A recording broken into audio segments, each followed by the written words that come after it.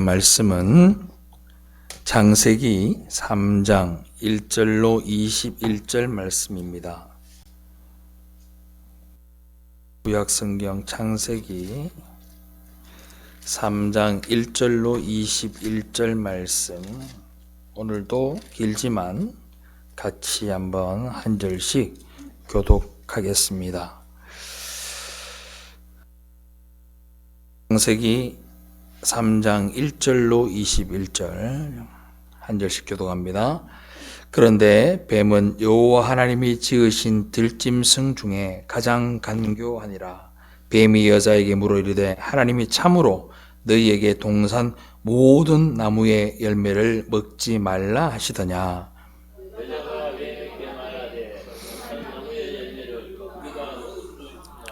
동산 중앙에 있는 나무의 열매는 하나님의 말씀에 너희는 먹지도 말고 만지지도 말라 너희가 죽을까 하노라 하셨느니라.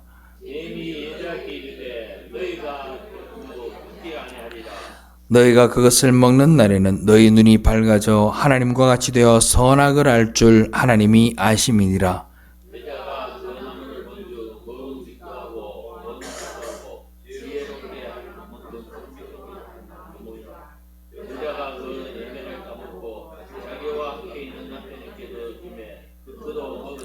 이에 그들의 눈이 밝아져 자기들의 벗은 줄을 알고 무화과 나무 잎을 엮어 치마로 삼았더라.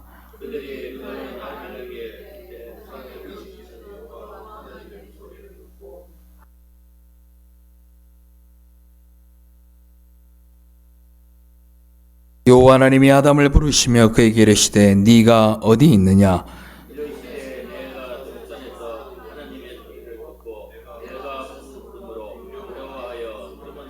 이르시되 누가 너의 벗었음을 네게 알렸느냐. 내가 네게 먹지 말라 명한 그 나무 열매를 네가 먹었느냐.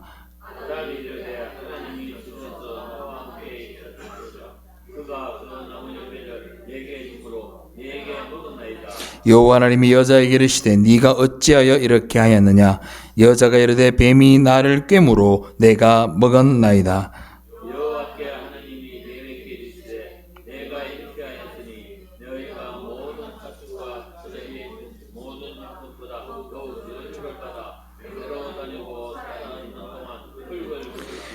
내가 너로 여자와 원수가 되게 하고 내 후손도 여자의 후손과 원수가 되게 하리니 여자의 후손은 내 머리를 상하게 할 것이요 너는 그의 발꿈치를 상하게 할 것이니라 하시고,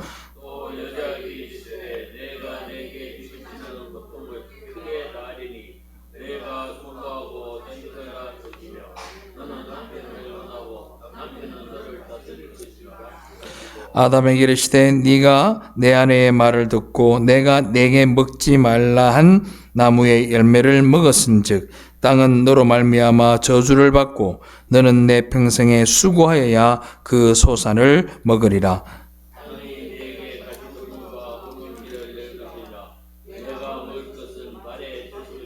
내가 흙으로 돌아갈 때까지 얼굴에 땀을 흘려야 먹을 것을 먹으리니 내가 그것에서 취함을 입었으니라. 너는 흙이니 흙으로 돌아갈 것이니라 하시니라.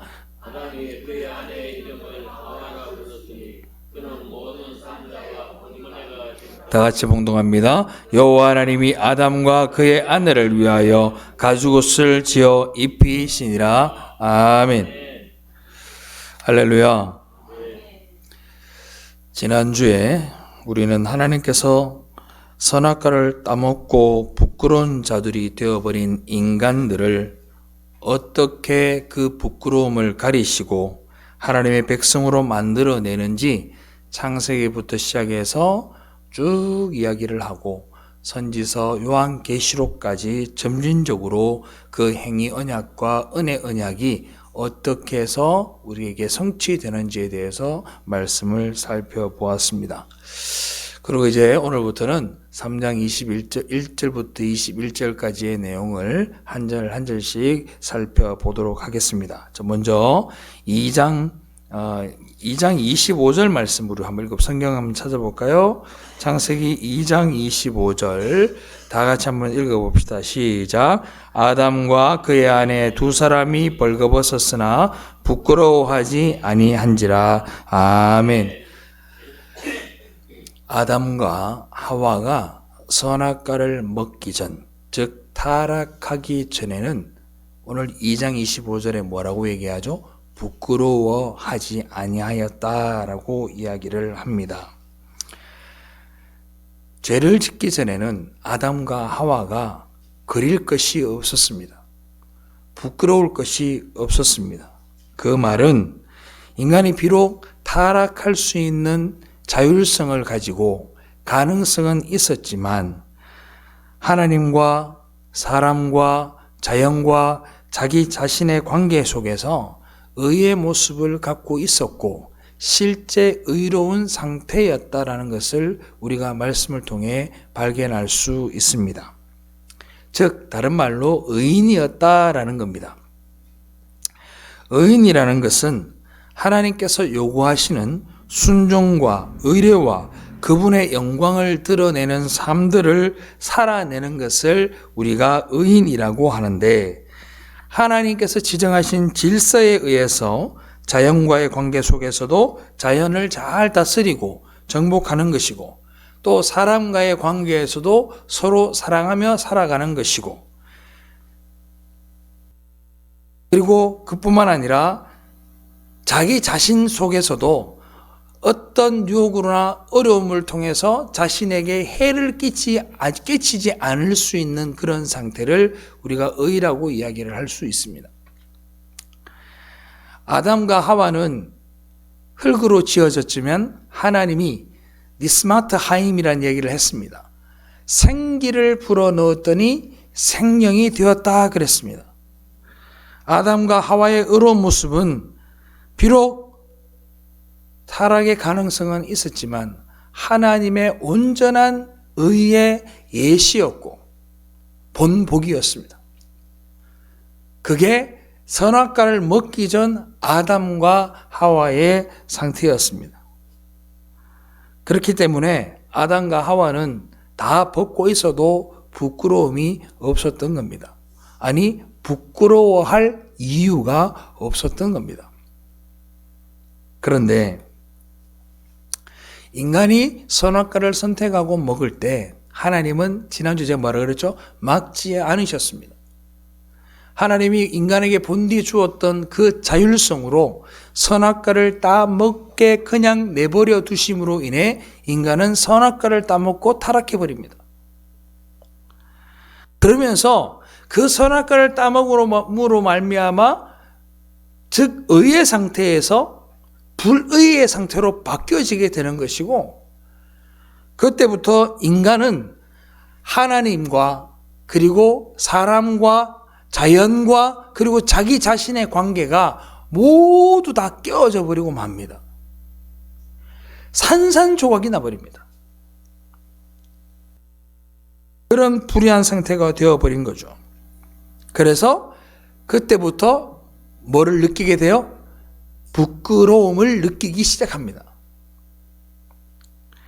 그때부터 인간은 스스로의 힘으로 부끄러움을 가리는 일들을 하기 시작합니다. 그게 제일 먼저 한 게 뭡니까? 최초의 자기의 부끄러움을 가렸던 그 행위가 뭐였죠? 바로 무화과 나무 잎을 엮어서 치마를 만든 거였습니다. 자, 3장 7절로 3장 7절 한번 가볼까요? 3장 7절. 창세기 3장 7절만 우리 다 같이 읽어봅시다. 시작. 이에 그들의 눈이 밝아져 자기들이 벗은 줄을 알고 무화과 나무 잎을 엮고 치마로 삼았더라. 아멘. 인간이 뭘 했죠? 얼마나 지혜롭습니까? 무화과 나무 잎을 따다가 엮어서 치마로 만들었대요. 참 합리적인 행위입니다. 합리라는 단어가 이렇게 무섭습니다. 하나님의 진리가 떠나게 되면 인간은 합리로만 살아야 됩니다. 근데 진리를 붙들면 합리는 아무것도 아니에요. 이 무화과 나무 잎이 우리에게 주는 메시지는 뭐냐 하면 인간의 부끄러움을 가리기 위한 노력 전체를 이야기하는 겁니다. 예를 들어 볼까요? 과학과 문명과 철학과 종교와 학문과 교육과 문화와 모든 것들, 인간이 만들어낸 그 모든 것들은 인간의 부끄러움을 덮기 위한 행위에 불과합니다. 왜 그럴까요? 그 부끄러움은 어디서부터 시작됐기 때문에 진리를 거역하면서부터 시작되었고, 의의 상태에서 불의의 상태를 오는 그 순간부터 이 모든 부끄러움은 우리에게 다가오게 되었기 때문에 이 불의한 것을 가리기 위해 우리는 모든 것을 다 합니다. 여러분들 TV를 보면 참 재밌는 게 뭐냐면요, TV 제가 여러분 드라마 이런 건 잘 안 보는데 유튜브 이런 게 보잖아요. 요즘들 많이 보잖아요. 제가 주로 보는 게 뭐 청문회, 국회 이런 건 많이 봅니다. 그냥 느끼는 게 있어요. 참 뻔뻔하다. 어쩜 저렇게 TV에 나와가 수천만 명이 바라보는데 거기에서 그렇게 뻔뻔하게 거짓말을 하느냐는 거예요. 그걸 보면서 내가 깨달은 게 있어요. 누구도 자기의 부끄러움을 드러내는 걸 좋아하는 사람이 없습니다. 누구도 자기의 치부가 드러나는 것을 즐거워할 사람이 없어요. 누구도 자기의 부끄러움을 드러내는데 부끄러워하지 않을 사람이 없다 이 말입니다. 그러면 우리는 그때부터 뭘 합니까? 행위를 합니다. 무슨 행위를 합니까? 그 거짓을 가리기 위한 행위를 합니다. 그 부끄러움을 가지기 위한 그런 행위를 하는 거예요. 또 얘기해 볼까요? 한국에 유명한 게 뭐 요즘은 K-팝 데몬 헌터스라는 거, 그게 뭐 전 세계에서 가장 핫합니다만, 그 다음에 우리나라가 되게 유명한 게 뭐 화장품입니다. 화장품이 왜 필요하죠? 부끄러운 주름과 부끄러운 기미를 가리기 위해서 하는 겁니다. 똑같은 거예요. 인간은 그 본능을 없앨 수가 없어요. 그런데 중요한 건 뭐냐면, 무화과 나무를 잎사귀를 따다가 엮어서 치마를 만들었는데 그게 항구적이고 영구적인가요? 그렇지 않습니다. 나무에서 떨어져 나온 무화과 잎은 금세 말라버리고 맙니다. 그래서 인간들은 자신들의 부끄러움을 가리기 위해서 그렇게 바쁜 거예요. 잠시도 쉴 수가 없는 거예요. 왜요? 우리는 남의 시선 때문에 내가 부끄러운 거잖아요. 그죠? 쉴 수가 없는 거예요.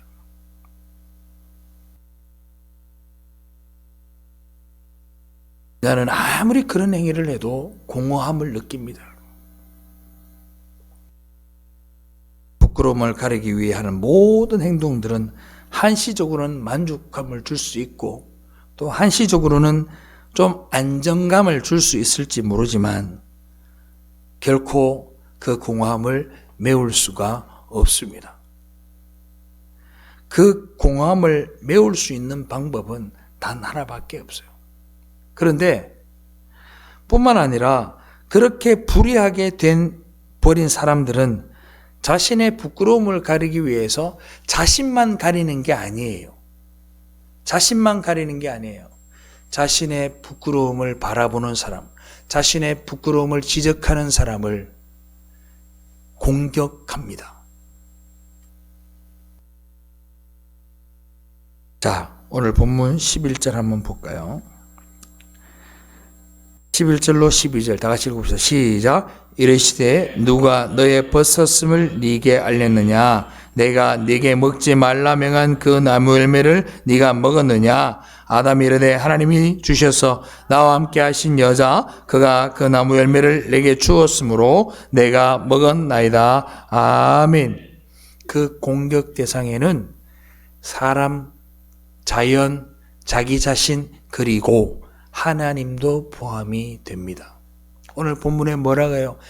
당신이 내게 주신 그 여자가 나를 범죄하게 하였나이다. 그러잖아요.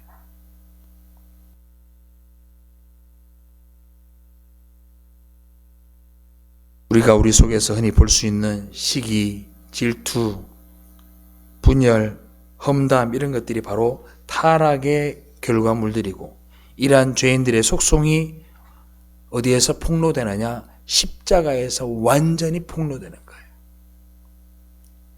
모든 것들이 사실은 자신의 부끄러움을 가리기 위한 그들의 몸부림입니다.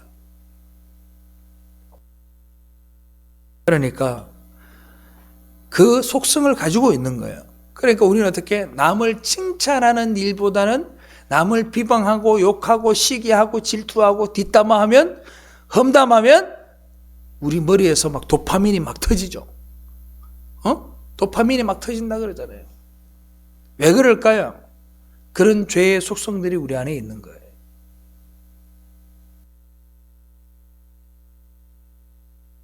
아직도 자신의 부끄러움을 가리는 수단으로 우리는 다른 사람을 비방하고 험담하고 질투하는 거죠. 하나님께서는 인간의 그 인류의 모든 역사를 통해서 죄의 결과가 얼마나 무시무시한 건지, 그리고 우리의 죄를 가리기 위한, 부끄러움을 가리기 위한 모든 행위가 얼마나 허망한 것인지를 우리에게 가르쳐주고 있는 겁니다. 사랑하는 성도 여러분, 그 공허함은요, 여러분들의 노력으로 가려지는 게 아닙니다. 그런 행위가 잦아지면 잦아질수록 그 공허함과 그런 허전함은 점점 더 깊어집니다. 점점 더 깊어집니다. 그래서 하나님은 지난주에 말씀을 드렸던 은혜 언약으로 하나님이 그 모든 걸 가리시겠다고 작정하신 거예요. 자, 봅시다. 창세기 3장 21절 다 같이 봉독합시다. 시작. 여호와 하나님이 아담과 그의 아내를 위하여 가죽옷을 지어 입히시니라. 아멘.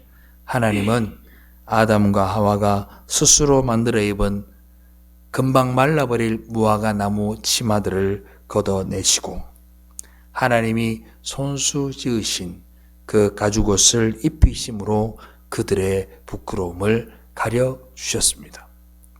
이게 바로 복음이에요. 행위 언약 하에서 부끄러운 존재가 되어버린 당신의 백성들에게 하나님께서 은혜의 옷을 입히시는데 그 은혜의 옷을 입어야만 당신의 백성이 되는 것이고 그 의를 다시 회복할 수 있다라고 하는 게 우리에게 주시는 복음입니다. 그 가죽옷이 무엇을 상징합니까? 바로 예수 그리스도의 십자가의 죽으심이고 그 예수 그리스도의 죽으심이 의미하는 바가 바로 이 가죽옷이라는 겁니다. 그런데 우리가 그 예수 그리스도를 믿으면 이제는 가죽옷 정도가 아니라 예수 그리스도의 보혈로 지어진 흰 옷을 입고 하나님 나라의 백성이 되게 하셨으니 그게 저와 여러분들인 줄 믿으시기를 바랍니다. 얼마나 여러분들은 부끄러움을 가리기 위해서 노력을 많이 했나요? 이게 바로 본문 안에 들어있는 창세기부터 계시록까지의 전체 내용이 다 들어있다라는 의미입니다.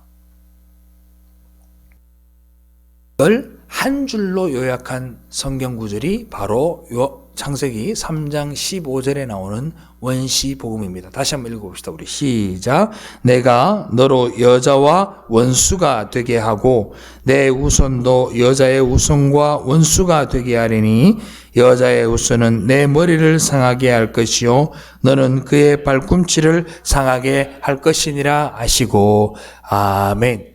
창세기 3장 15절 우리가 방금 읽은 이 구절은 우리가 원시 복음이라고 이야기를 합니다. 그게 왜 원시 복음인가? 여러분 아시다시피 뱀은요 사단의 도구입니다. 성경은 그 뱀을 뭐라고 하느냐? 사탄이라고 이야기를 합니다. 자, 계시록 20장 2절 다 같이 읽어봅시다. 시작. 용을 잡으니 곧 옛 뱀이요 마귀요 사탄이라 잡아서 1000년 동안 결박하여. 아멘. 여기 보니까 용을 잡으니 곧 옛 뱀이요 이렇게 되어 있어요. 뱀이라는 뜻이 오판이라는 헬라어인데 여기에 뭐가 붙었냐면 우리 영어로 치면 더라는 정관사가 붙어 있어요. 그 옛뱀이라고 되어 있단 말입니다. 그 옛뱀이 누굽니까? 바로 하와에게 가서 유혹하고 선악과를 먹게 한 그 뱀. 그를 옛뱀이라 하고 그걸 우리는 마귀라 하고 사탄이라고 이야기를 합니다. 그런데 예수님은 그럼 어떤 분이냐? 자, 계시록 12장 5절로 6절. 다 같이 읽습니다. 시작. 여자가 아들을 낳으니 이는 장차 철장으로 만국을 다스릴 남자라. 그 아이를 하나님 앞과 그 보좌 앞으로 올려가더라. 그 여자가 광야로 도망하매 거기서 1260일 동안 그를 양육하기 위하여 하나님께서 예비하신 곳이 있더라. 아멘. 여자가 낳은 아이는 철장으로 만국을 다스릴 아이라 그럽니다.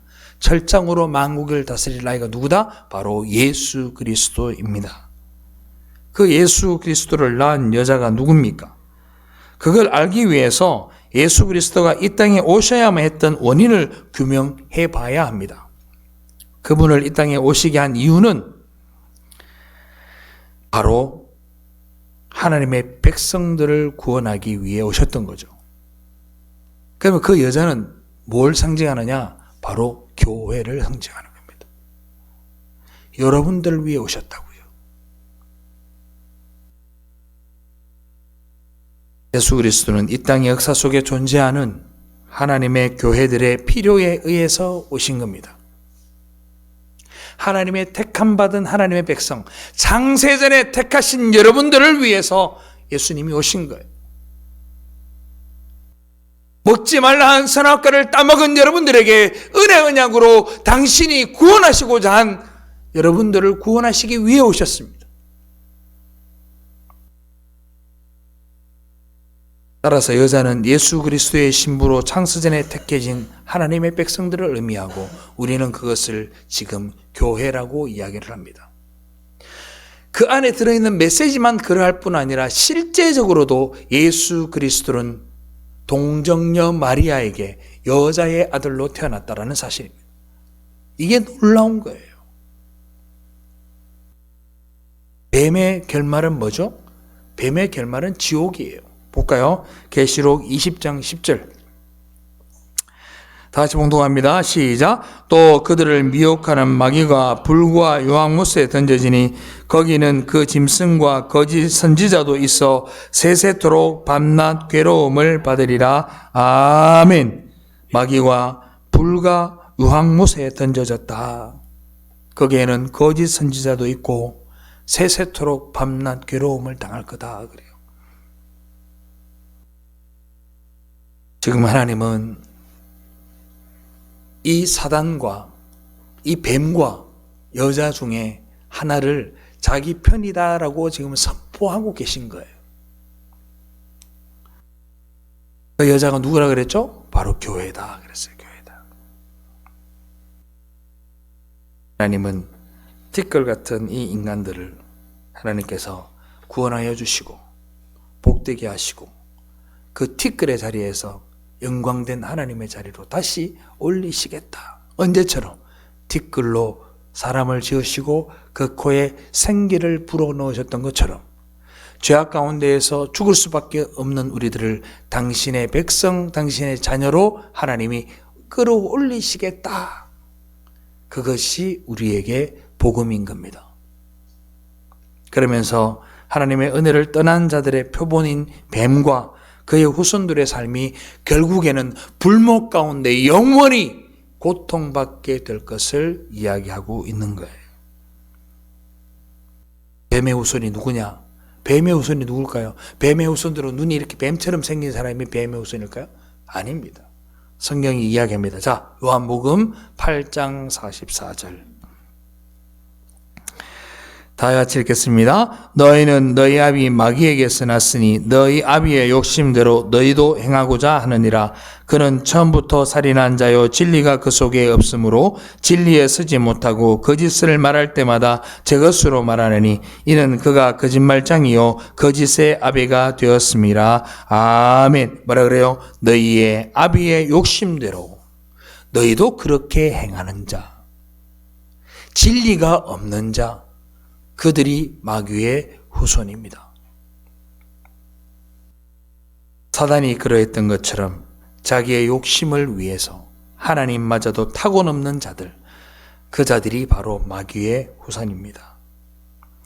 자기 자신을 위해 하나님을 그 자리에서 끌어내리고 자기가 그 하나님의 자리에 앉아있는 자들, 하나님의 진리보다는 내 생각과 내 의지에 의한 합리적 판단을 통해 모든 일들을 행하는 사람, 그 사람이 바로 마귀의 후손입니다. 하나님은 그 당신의 백성들을 반드시 그 원수의 자리에서 건져내겠다. 할렐루야. 믿으면 아멘. 여러분들이 다 믿으시길 바라요.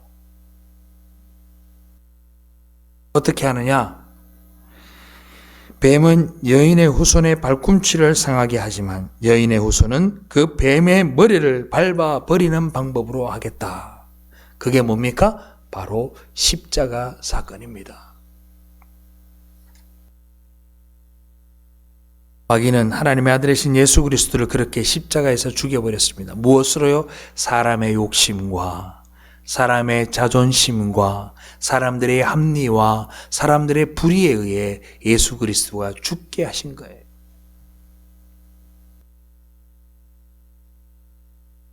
그런데 마귀는 그렇게 하면 승리할 줄 알았습니다. 그런데 예수 그리스도는 죽으신 것 같았고 끝난 것 같았습니다. 마치 이스라엘 백성들이 홍해 바다 밑으로 들어가는 것처럼 보였고 다 죽는 것 같았지만 주님은 3일 만에 부활하심으로 마귀의 대갈통을 그냥 밟아버리신 거예요. 할렐루야.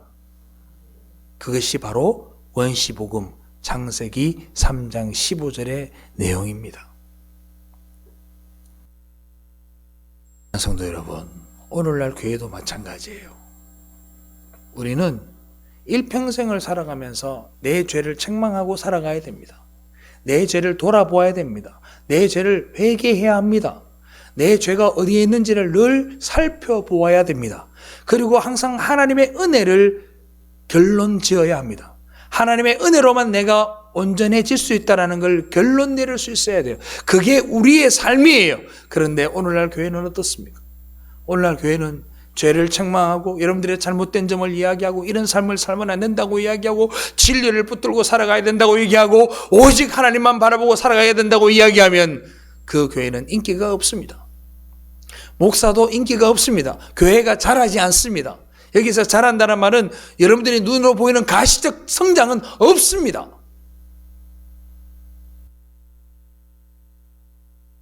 그런데 사람들이 거부감 가지는 그 교회, 어쩌면 그 교회가 살아있는 교회일지도 모릅니다. 오늘날 교회는 잘한다 해줘야 합니다. 칭찬해줘야 합니다. 그저 위로해 주어야 합니다. 그러면 세상적인 단어로 세상적인 부흥이 이 교회에서 일어날 수 있습니다. 여러분들 교회 성장시키는 거요? 참 쉽습니다. 여러분들 모두를요, 전부 다 웃는 얼굴로 바꾸고 상냥한 말투로 사람을 대하고 주변 사람들에게 참 섬기면서 항상 겸손한 모습을 할 수 있도록 인격적인 변화를 가져가면 이 교회는 오지 말라 해도 사람들이 옵니다. 그런데 여러분들 인상을 거울에 한번 보세요. 웃는 얼굴입니까? 잘생겼어요? 말하는 게 상냥합니까? 그렇지 않잖아요. 그걸로 교회를 부흥시키는 게 아니에요. 그래서 구약에 보면 여러 선지자들이 이렇게 이야기합니다. 따라합시다. 평안하다. 평안하다.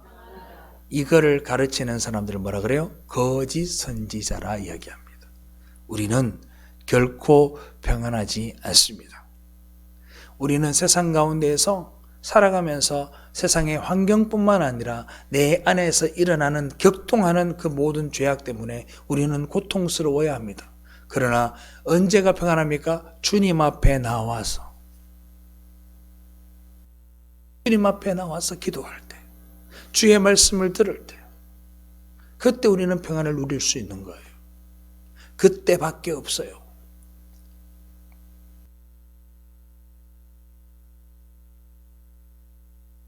찬양 가운데 그런 찬양이 있죠. 고요히 주님 앞에 와 내 모습 돌아볼 때 순간순간에 그 모든 일이 죄와 허물 뿐입니다. 그리고는 주님 나의 기도를 들어주세요 라고 할 때 그때 우리 마음에 하나님이 평안을 주시는 거예요.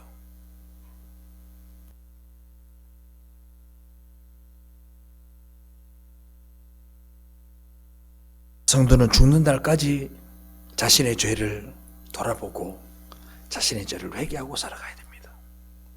이걸 우리가 잊으면 안 돼요. 근본적인 문제는 다 해결되었다 하더라도 나의 죄를 돌아보면서 하나님의 은혜를 늘 상기하며 살아가야 됩니다. 그게 성도의 삶이에요. 사단은 여인의 후손을 발꿈치로 물었지만 예수님은 그 머리를 박살내버리셨습니다. 예수님은 십자가를 통하여 마귀를 멸하시고 그 누구도 상상할 수 없던 하나님의 지혜로운 작정을 성취하셨던 겁니다.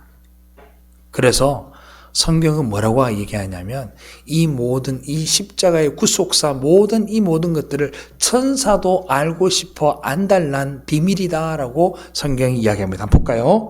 자, 베드로전서 1장 12절. 자, 봉독합니다. 이 섬긴 바가 자기를 위한 것이 아니요 위한 것임이 계시로 알게 되었으니 이것은 하늘로부터 보내신 성령을 힘입어 복음을 전하는 자들로 이제 너희에게 알린 것이요 천사들도 살펴보기를 아멘. 천사들도 알고 싶은 거. 근데 여러분들은 이걸 알았잖아요. 할렐루야. 여러분들이 아는 거예요, 이 비밀을. 저와 여러분들은 이 비밀을 알기 때문에 이곳에 나와서 주님 앞에 예배하는 거예요. 화려한 조명과 화려한 음악도 없고 그렇지만 이곳에 와서 함께 예배하며 주의 말씀을, 그 주의 진리를 우리가 지금 듣고 있는 겁니다. 사람들이요, 영적 전쟁 그러면 마귀와 하나님의 전쟁으로 생각해요. 그렇죠? 그렇지 않나요? 보통 하나님과 마귀의 전쟁이라고 얘기하잖아요. 근데 천부당 만부당한 소리예요.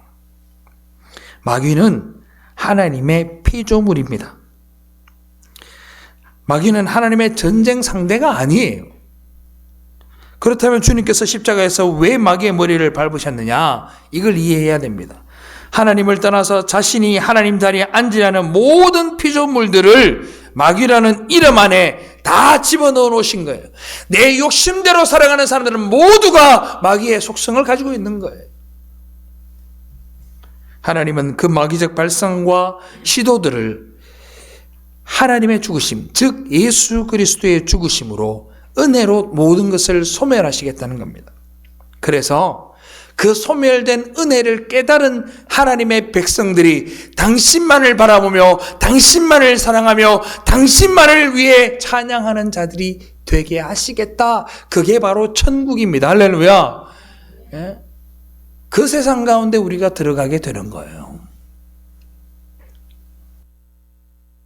그래서 따라합시다. 소품이다. 마귀나 사탄은 하나님의 소품이야, 소품. 하나님의 전체적인 작품 가운데 소품이야, 소품. 어디 감히 하나님과 대적을 해요.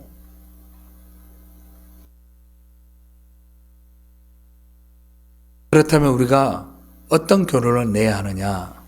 하나님의 은혜로 말미암아 그 은혜의 언약으로 말미암아 우리가 구원을 받았다면 우리의 삶들은 어떻게 드러나게 될까에 대한 생각을 해봐야 합니다. 우리는 내가 주인 되는 그 마귀의 후손들의 삶을 사는 것이 아니라 주는 그리스도시요 살아계신 하나님의 아들입니다 라고 하는 그 신앙 고백의 삶을 우리가 살아야 되는데, 우리는 그리스도라는 말은 잘 알죠? 그죠? 근데 이 주라는 단어를 우리는 자꾸 까먹어요. 주님이라는 단어가 뭡니까? 바로 그리스도가 우리의 뭐다? 주인이다 라는 말입니다. 우리는 하나님의 종들이고요. 할렐루야. 주의 종 그러는데 목사만 주의 종이 아니에요. 여러분들도 전부 다 주의 종인 줄 믿으시면 아멘. 그러니까 주님만 찬양하는 거예요, 우리는. 계명에 순종하는 자로 살아가는 거죠. 한번 볼까요? 그럼 우리가 어떻게 살아야 되는지 한번 봅시다. 골로새서 2장 6절로 7절 다 같이 봉독합니다. 시작. 그러므로 너희가 그리스도 예수를 주로 받았으니 그 안에서 행하되 그 안에 뿌리를 박으며 세움을 받아 교훈을 받은 대로 믿음에 굳게 서서 감사함을 넘치게 하라. 아멘. 뭐라 그럽니까? 너희가 그리스도를 주로 받았으니. 그러면 교훈을 받은 대로 뭐가 있어야 된다고요? 행함이 있어야 된다. 행함이. 그 행함이 뭐냐? 바로 예수님이 우리에게 가르쳐 주신 두 가지의 계명이 있어요. 첫째, 하나님 사랑. 둘째, 이웃 사랑. 자, 봅시다.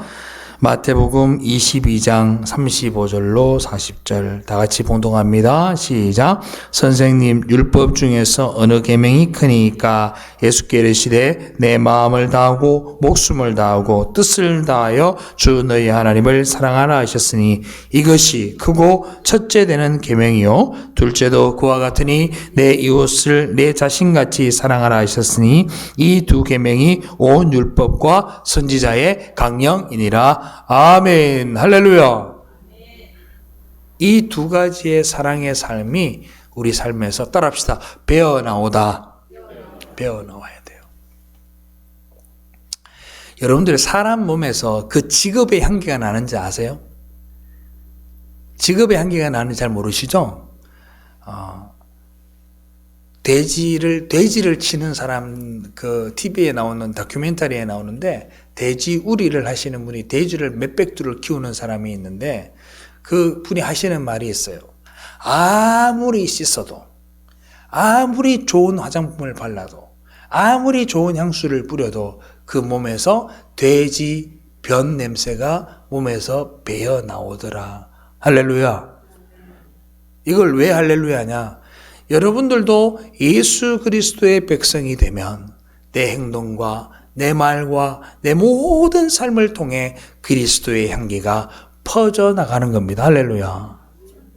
그러셨으면 좋겠어요.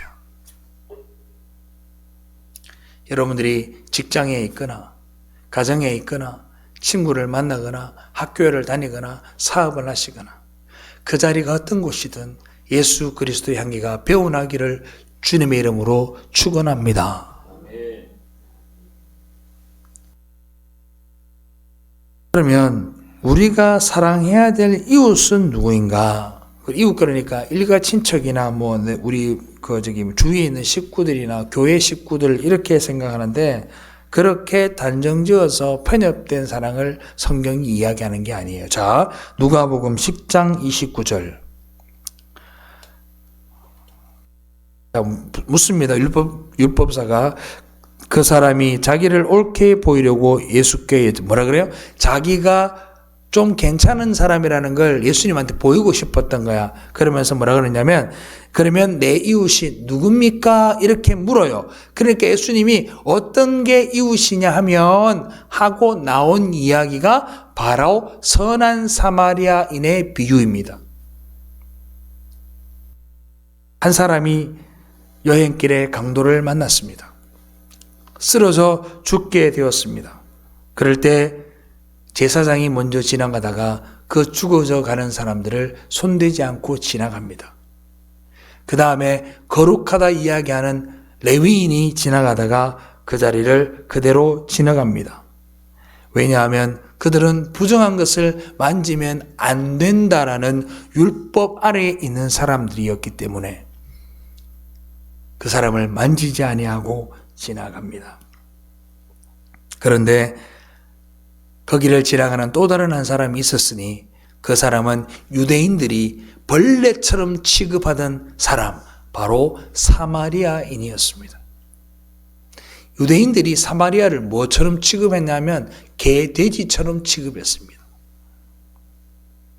그 사마리아인이 지나가다 그 죽어가는 사람을 데려다가 영원에 데려가 재우고 입히고 치료할 때까지 모든 경비를 지불하고 그 사람을 도와줍니다. 그리고 율법교사에게 예수님이 묻습니다. 누가 이웃이냐라고 묻습니다. 누가 이웃이죠? 바로 사마리아인이 이웃입니다. 원수까지도 사랑할 수 있는 사람.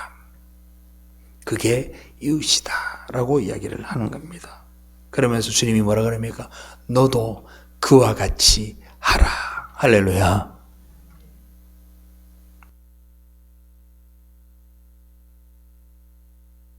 우리의 부끄러움을 가려주신 분이 하나님이시라는 사실을 알게 된 하나님의 백성들은 이제 이 땅에서 하나님의 말씀을 통해 그러한 자신들의 회복된 신분에 대해 배워가면서 자주 실패하고 넘어지고 나도 그렇게 하지 못할 때가 있지만 멈추지 아니하고 그러한 삶을 살아내는 것을 우리는 신앙의 삶이라고 이야기하는 거예요.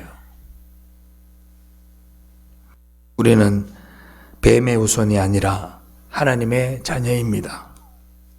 그런데 그 신분은 우리의 공로나 우리 행위 언약의 지킴으로 인해 온 것이 아니라 은혜 언약 즉 예수 그리스도의 십자가로 인해 우리에게 주어진 것이니 그 은혜를 여러분들이 받았다면 그 은혜가 여러분들의 것이 되었다면 여러분들이 그리스도의 종이 되었다면 하나님의 종이 되었다면 여러분들이 그 모든 삶들이 하나님의 사랑이 그 은혜가 여러분들의 삶 속에서 배워 나오는 삶을 살아야 한다라는 겁니다. 그게 없으면 어쩌면 그리스도인이 아닐 수도 있습니다. 그래서 신학자 중에 이름이 좀 어려워요. 헤르만 바빙크라는 사람이 뭐라고 얘기하냐면 이렇게 얘기합니다. 예수 그리스도를 그리스도로만 구세주로만 받아들이고 그분을 주로 받아들이지 않는 신앙은 반쪽짜리다 이렇게 이야기합니다. 그렇기 때문에 우리는 모른 척하고 지나가는 사람이 아니라 합리적으로 세상에 있는 모든 어떤 것들 때문에 눈치 보고 자존심 때문에 어떤 것들 때문에 누구를 사랑하지 못하는 사람이 아니라 하나님의 은혜 때문에 모든 사람을 사랑할 수 있는 여러분들 되시기를 주님의 이름으로 축원합니다. 여러분들 놀라지 마세요. 공산주의는요 성경에서 출발한 거예요. 모든 사람을 이롭게 한다. 세상은 절대 그렇게 못해요. 우리가 성도라면요 그걸 할 수 있는 사람은 성도만 할 수 있어요. 성도만. 하나님의 말씀에 붙들림 받아서 그 은혜의 언약을 받은 사람만 그들을 사랑할 수 있습니다. 할렐루야. 즉 다시 말하면 오늘날 살아있다고 이야기하는 아름다운 건물 아래에 있는 모든 성도들이 어쩌면 그 모두가 그리스도인이 아닌 사람도 상당수 있다라는 걸 우리는 이 사회 속에서 발견하게 되는 거예요.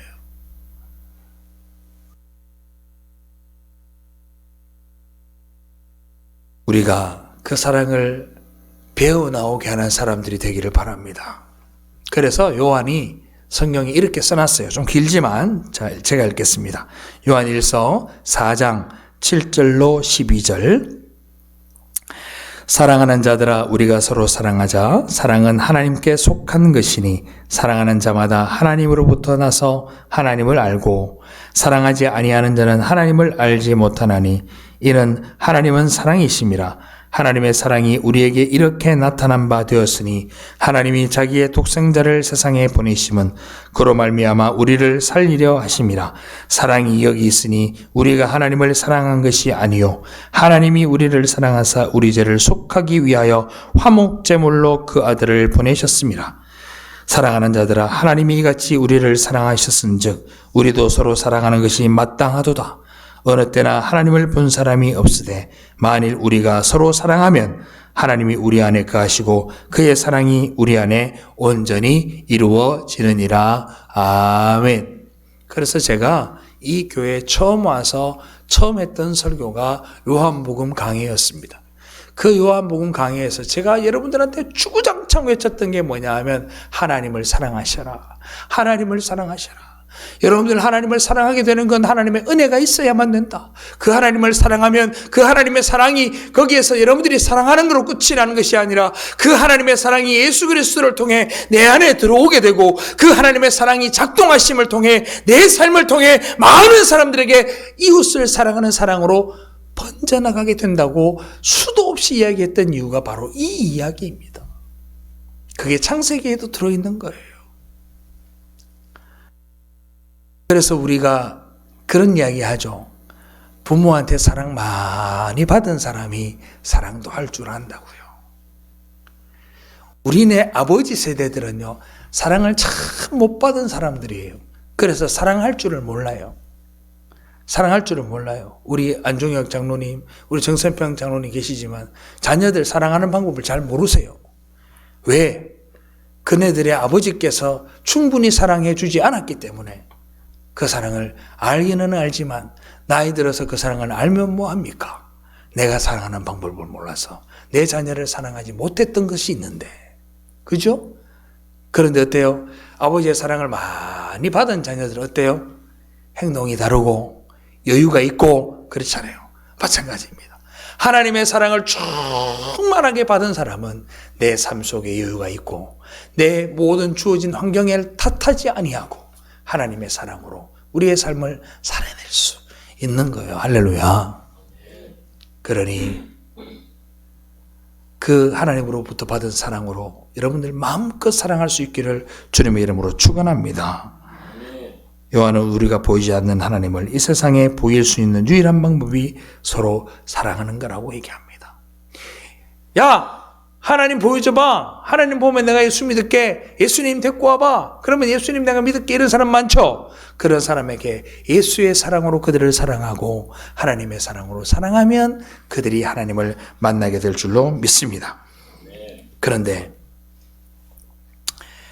이야기가 좋죠. 이제 현실 속으로 돌아오면 어떤 일이 벌어져요? 사랑하고 싶은데 사랑할 수 있어요? 없어요? 사랑이 안 나오는 거야. 이게 문제인 거야. 이게 문제인 거야. 유행가 중에 그런 노래 있어요. 사랑하고 싶어 이제. 사랑하고 싶어라 한 노래가 있어요.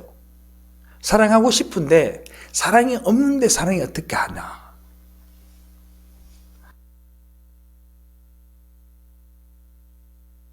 자기 감정을 따라 사랑하는 게 아니에요. 우리는 사랑을 못하는 이유가 뭐냐면 내 감정에 따라 사랑하기 때문에 그래요.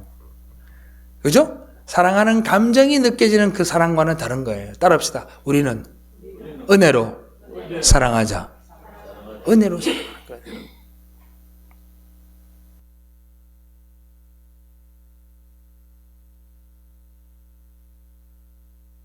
사랑하는 성도 여러분, 마음속으로는 여전히 미운 감정이 있지만 하나님이 사랑하라고 하셨기 때문에 내 의지를 발동해서 사랑을 선택할 수 있어야 합니다.